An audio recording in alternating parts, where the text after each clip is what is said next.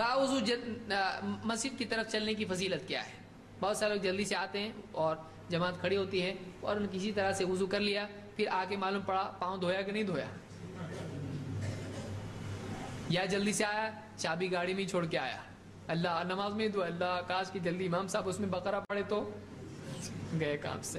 امام پہ غصہ آتا بہت، کیسے امام ہے یہ۔ آدمی آئے اچھے سے وضو کر کے گھر سے آئے، اگر گھر سے آ رہا ہے تو وضو کر کے آدمی آئے، اس کا بہت ثواب ہے۔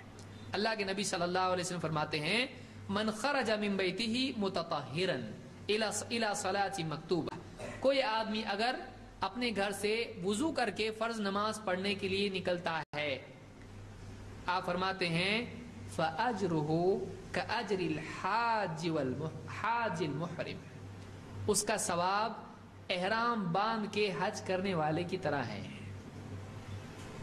امام ابو داؤد نے اس کو روایت کیا اور اس کی سند حسن ہے۔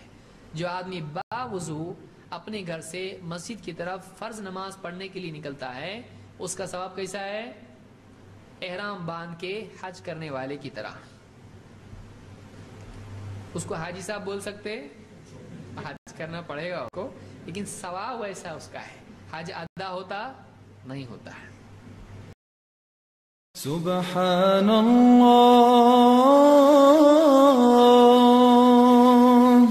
والحمد للہ ولا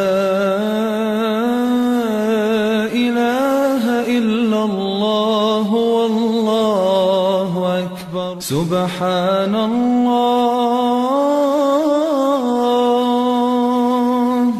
والحمد للہ